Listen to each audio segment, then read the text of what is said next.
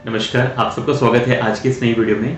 दोस्तों आज की वीडियो खास करके उन पेरेंट्स के लिए जिनकी कंप्लेंट रहती है कि उनके बच्चों को अक्सर एक ऐसी दिक्कत है जिसके चलते उनका पेट बहुत डिस्टर्ब रहता है। उनका डाइजेशन हो, चाहे उनको ब्लॉटिंग हो, चाहे उनको बहुत ज़्यादा कॉन्स्टिपेशन, लूज मोशन हो, और कुछ समय से जब तक ये दिक्कत चल रही है उन बच्चों की ग्रोथ भी बहुत ज़्यादा डिस्टर्ब हो गई है। तो ये समस्या आखिर क्या है? इसको हम कहते हैं वीट एलर्जी और मेडिकली सीलिएक डिजीज़। तो आज की वीडियो में हम चर्चा करने वाले हैं इन डिटेल कि जो सीलिएक डिजीज़ नाम की बीमारी है, आखिर ये बीमारी है क्या, ये क्यों होती है, इसके होने के अलग अलग कारण क्या है, इसको कैसे हम डायग्नोस कर सकते हैं, मैनेज कर सकते हैं, और क्या होम्योपैथी इस बीमारी को जड़ से ठीक करने में कारगर है। साथ ही ऐसी बहुत सी वीडियोस मैं आपके लिए रेगुलर लाता रहता हूँ जिसमें मैं आपसे शेयर करता हूँ मेडिकल ऑथेंटिक इन्फॉर्मेशन किसी बीमारी के बारे में, ताकि आपके सारे डाउट और डर को ख़त्म कर सकूं। और बेसिकली इन सभी वीडियोस के रेगुलर अपडेट्स आपको तभी मिलेंगे जब आप चैनल को कर लेंगे सब्सक्राइब और बेल आइकन को प्रेस कर लेंगे। साथ ही वीडियो को लाइक और शेयर करना मत भूलिएगा। तो दोस्तों, मेरा नाम है डॉक्टर नीतीश, मैं होम्योपैथी कंसल्टेंट हूँ, दिल्ली में क्लासिकल होम्योपैथी प्रैक्टिस करता हूँ। आप देख रहे हैं श्योर क्योर विद होम्योपैथी। चलिए वीडियो को स्टार्ट करते हैं।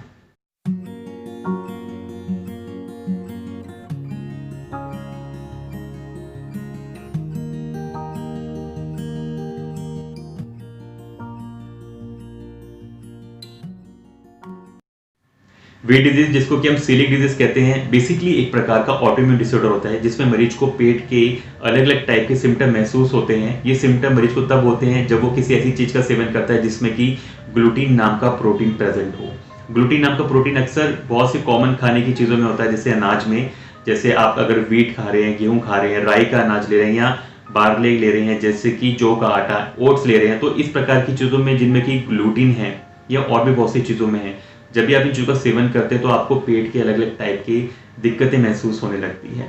बेसिकली ग्लूटीन प्रोटीन है जिसकी वजह से आटे को उसका एक खास टेक्सचर मिलता है। जैसे कि आटे को जब खींचते हैं तो वो डफ सा, इलास्टिक सा होता है, बहुत च्यूई सा होता है, तो वो ग्लूटीन नाम के प्रोटीन की वजह से होता है। ये सिलिक डिजीज को हम साथ ही सिलिक स्प्रूस, नॉन ट्रॉपिकल स्प्रूस या ग्लूटीन सेंसिटिविटी भी कहते हैं। पहले समझते हैं कि अक्सर इन मरीजों को ग्लूटीन खाने पे या इसका जो बेसिकली सेवन करने पर ये दिक्कतें होती क्यों है। देखिए, जब भी आप खाना खाते हैं तो खाना ब्रेक डाउन होता है, और वो ब्रेक डाउन होते होते, टूट कर छोटा होते होते वो आपके इंटेस्टीन में पहुंचता है, क्योंकि इंटेस्टीन ही बॉडी का वो मेन पार्ट है जहाँ पे आप जो भी खाना खाते हैं उसके न्यूट्रिएंट्स एब्जॉर्ब होते हैं। तो जब भी आप खाना खाते हैं तो इंटेस्टीन में पहुंचता है, और इंटेस्टीन के अंदर होते हैं विलाई। विलाई जैसे मान लीजिए हमारे हाथ में उंगलियां हैं, लंबी लंबी प्रोजेक्शन, इसी प्रकार से बहुत ही ज़्यादा नंबर में विलाईज आपके इंटेस्टीन में होते हैं। और जब भी ये उनके खाने के कांटेक्ट में आते हैं तो ये उसमें उसके साथ अटैच करते हैं, न्यूट्रिएंट्स को एब्जॉर्ब करते हैं। तो ऐसा ग्लूटीन में क्या है जो आपको खाने पर दिक्कत होती है, होता क्या है कि सीलिक डिजीज एक ऑटोइम्यून डिसऑर्डर है। ऑटोइम्यून मतलब जब आपकी इम्यूनिटी आपके शरीर को या आपके शरीर के अंदरूनी हिस्सों के छोटे भागों को, बड़े भागों को नुकसान पहुंचाने लगे। तो जब भी आपको ऐसी चीज का सेवन करते हैं जिसमें ग्लूटीन हो, तो ग्लूटीन आपके इंटेस्टाइन में पहुंचता है, वो विलाई से ज्वाइन करता है, विलाई को अब्जॉर्ब करने की कोशिश करती है, लेकिन तभी आपकी बॉडी सेंसिटाइज हो जाती है, उसको इंडिकेशन मिल जाती है ग्लूटीन एंटर कर चुका है, और तब आपकी इम्यूनिटी को लगता है कि ये ग्लूटीन कहीं हमारी बॉडी को नुकसान ना पहुंचा दे। और क्योंकि उस समय वो ग्लूटीन विलाई से जुड़ा होता है, तो आपकी इम्यूनिटी आपके विलाइज जो इंटेस्टाइन के अंदर जो स्ट्रक्चर है उनको डैमेज करना शुरू कर देती है। इम्यूनिटी इसको गलत लेती है, गलत समझती है कि ये कोई हमें नुकसान करने वाली चीज़ है, और ऐसे में वो ग्लूटीन के चक्कर में विलाई को ही नुकसान करने लगती है। तो इसी तरह से एक ऑटोइम्यून डिजीज काम करती है, जिसके चलते लंबे समय में क्या होता है, मरीज का जो इंटेस्टाइन है वो इफेक्ट होने लगती है, उसको नुकसान पहुंचने लगता है। ऐसे में वो जब नॉर्मल चीज़ें भी खाते हैं जिसमें ग्लूटीन ना हो, वो भी डाइजेस्ट नहीं हो पाती, क्योंकि विलाई का डैमेज हो चुका होता है बहुत हद तक। तो इस तरह से ग्लूटीन में जो होता है आपकी ऑटोइम्यूनिटी आपकी बॉडी को डिस्टर्ब करती है। सीलिक डिजीज के चलते सिम्टम्स को हम बच्चों और बड़ों में डिवाइड कर सकते हैं और समझ सकते हैं। बच्चों में कॉमनली जो सिम्टम्स दिखते हैं वो पेट के ज़्यादा दिखते हैं इनिशियली, जैसे कि पेट फूलना, गैस बनना, ब्लॉट करना, कॉन्स्टिपेशन हो जाना कभी स्टूल में, या कभी लूज हो जाना, एकदम पेट डायरिया हो जाना, लैट्रिन में बहुत ज़्यादा स्मेल होना, बहुत बदबू होना, पेट बार बार स्टमक अपसेट होना, जिसके चलते इन बच्चों को नोजिया या वॉमिटिंग का प्रॉब्लम हो सकता है, और लंबे समय तक अगर ये प्रॉब्लम चले तो उनका वेट लॉस भी हो सकता है। अगर ये प्रॉब्लम बच्चों के साथ लंबे समय तक चलती रहे तो उनकी मेनली उनकी नरिशमेंट, उनका ग्रोथ इफेक्ट होता है, यानी उनमें हमें माल नरिशमेंट के सिम्टम्स दिखने लगते हैं, जैसे कि उनको एनीमिया हो जाना, एचबी कम हो जाना, उनकी टीथ के एनिमल का डिस्ट्रक्शन, डैमेज होना, उनकी जो ग्रोथ है वो बहुत ज़्यादा डिस्टर्ब होना, यानी हाइट जो वेट है उनका एज के अकॉर्डिंग ना होकर बहुत कम हो जाता है, यानी प्यूबर्टी भी उनकी डिले हो जाती है, ये बच्चे फिर ऐसे में बहुत ज़्यादा क्रैंकी हो जाते हैं, बहुत ज़्यादा मूड स्विंग्स होते हैं और बहुत समय तक ऐसी प्रॉब्लम होने से उनका जो ग्रोथ है न्यूरोलॉजिकल, जो ब्रेन का डेवलपमेंट है वो भी डिस्टर्ब हो जाता है, उनका अटेंटिवनेस, उनकी एक्टिविटी, फोकस, सब चीज़ें लंबे समय में डिस्टर्ब हो। सीलिएक डिजीज के चलते एडल्ट्स में भी अलग अलग टाइप के सिम्टम्स देखने को मिलते हैं, जैसे कि पेट फूलना, ब्लॉटिंग होना, गैस बनना, कॉन्स्टिपेशन होना या उसके अपोजिट डायरिया होना, खाने के बाद जलन होना, हार्ट बर्न, इंडाइजेशन होना, पेट में दर्द होना, उल्टी का मन होना या उल्टी हो जाना, सिर दर्द, थकान होना, वेट लॉस होना, साथ ही एनीमिया होना और जॉइंट्स पेन होना। सीलिक डिजीज होने के पीछे हो सकता है आपके केस में कोई कारण मिले ही ना, या फिर बहुत से अलग टाइप के कारण हो सकते हैं। उनको समझते हैं, जिसमें सबसे कॉमन आता है जेनेटिक यानी हेरिडिटरी फैमिली टेंडेंसी। परिवार में हिस्ट्री है, पहले है सिबलिंग्स में, पेरेंट्स में, तो आने वाली जनरेशन में हो सकता है बहुत कॉमनली दिखता भी है या होता है कि उनको ये बीमारी हो सकती है।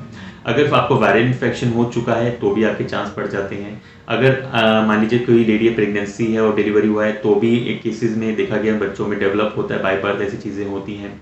अगर कोई सर्जरी हुई है तो उसके बाद भी, सर्जरी खास करके पेट एब्डोमेन की, तो भी ये दिक्कत हो सकती है।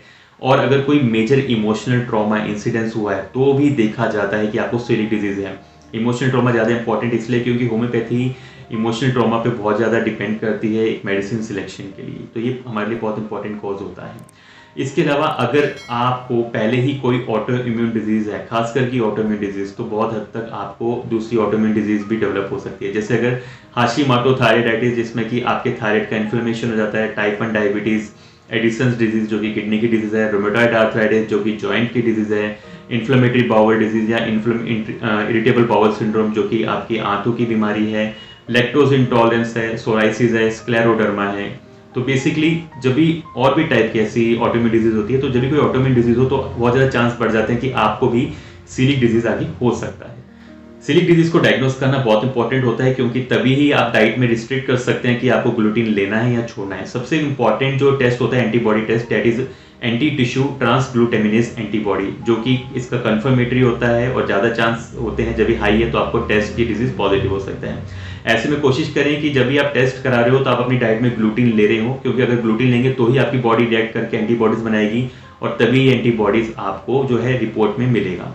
इसके अलावा अगर आपको बीमारी है तो आप माल न्यूट्रिशन में जाते हैं और बहुत कमज़ोर भी होते हैं, तो ऐसे में उसमें हम बहुत से टेस्ट कराते हैं देखने के लिए बॉडी का बेसिकली क्या स्टेटस है। तो आप इलेक्ट्रोलाइट टेस्ट करा सकते हैं देखने के लिए कि इलेक्ट्रोलाइट इम्बैलेंस तो नहीं हो रहा। आप लीवर फंक्शन टेस्ट करा सकते हैं देखने के लिए लीवर प्रोफाइल कैसी है। स्टूल टेस्ट करा सकते हैं देखने के लिए कि फैट तो नहीं पास हो रहा, क्योंकि फैट एब्जॉर्ब नहीं होगा बिकॉज वेल डैमेज्ड है, तो फैट एसिड स्टूल में पास तो नहीं हो रहा। ओरल टॉलरेंस टेस्ट करा सकते हैं देखने की लैक्टोज से कोई इंटॉलरेंस तो नहीं है। और बेसिकली आप कंप्लीट हेमोग्राम भी करा सकते हैं देखने के लिए कि हेमोग्लोबिन या और जो मार्कर्स हैं वो कम तो नहीं है। तो इस तरह से ये बेसिकली ब्लड टेस्ट इंपॉर्टेंट होता है। साथ ही आपको जो है आगे एडवांस टेस्ट होते हैं जैसे कि एंडोस्कोपी, जिसमें कि हम एक ट्यूब को इंसर्ट करते हैं इंटेस्टाइन में देखने के लिए कि विलाई को कोई डैमेज हुआ है या विलाई अगर डैमेज हुई तो कितनी हुई है, या वहाँ से बायोप्सी भी कर सकते हैं, वहाँ से टुकड़ा लेकर देखने के लिए कि जो नुकसान है वो कोई और बीमारी की वजह से तो नहीं हो रहा। अगर आपको सीलिक डिजीज है और अगर आप ग्लूटीन की तरफ सेंसिटिव है तो आप इसको क्या करना चाहेंगे? आप इसको मैनेज करना चाहेंगे या ट्रीट करना चाहेंगे? मेरा सवाल आपसे इसलिए पूछ रहा हूँ क्योंकि नॉर्मली जो डॉक्टर्स बेसिकली इसमें एडवाइस करते हैं वो कहते हैं कि आप अपनी डाइट से उन सभी चीज़ों का सेवन बंद कर दीजिए, उनको अपनी लाइफ से हटा दीजिए जिनमें ग्लूटीन है। बट आप ऐसे में किन किन चीज़ों को हटाएंगे? क्योंकि अक्सर बहुत सी चीज़ों में ग्लूटीन प्रेजेंट होता है और जो हर एक चीज़ आपके लिए बनी है इस बेसिकली खाने के लिए, उसका एक अपना ही एक डाइटरी रोल है, न्यूट्रिटिव रोल है। वो जो रोल है वो दूसरी चीज़ पूरा नहीं कर सकती है।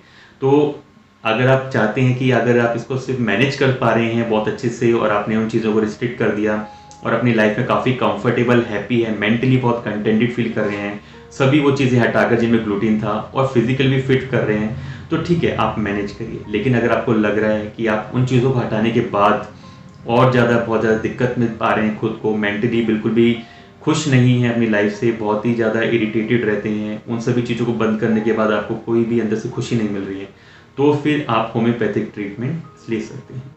ट्रीटमेंट की बात की जाए तो होम्योपैथी से आप सीलिक डिजीज़ को 101% ठीक कर सकते हैं। लोगों के मन में धारणा है कि ये बीमारी एक बार हो जाए तो इसका कोई इलाज नहीं है और सिर्फ ग्लूटीन को हमेशा के लिए लाइफ से बंद करना पड़ेगा, हटाना पड़ेगा, तो ऐसा बिल्कुल नहीं है। चाहे आपको ये बीमारी बचपन में हुई या आपके बच्चे को है या आप एडल्ट और खुद इस प्रॉब्लम से सफ़र कर रहे हैं, तो आपकी बीमारी को 100% ठीक किया जा सकता है।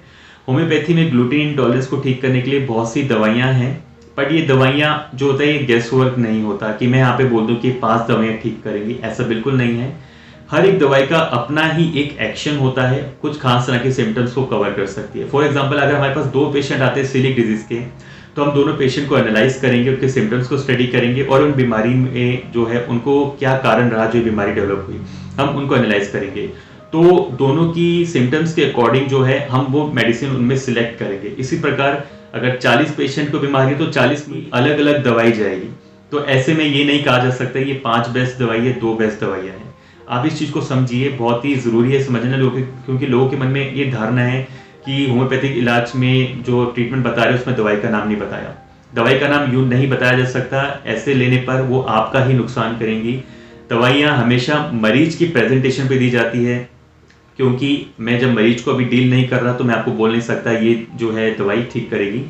जब मरीज के सिम्टम्स पता होंगे तो ही हम उसमें श्योरिटी से वो दवाई दे पाएंगे और इस तरह से ये बीमारी जड़ से ठीक हो सकती है। कोशिश यही करें कि आप ट्रीटमेंट चाहते हैं तो nearest trustworthy classical homeopathic doctor से मिलें और उनसे अपना केस डिस्कस करें, ट्रीटमेंट लें।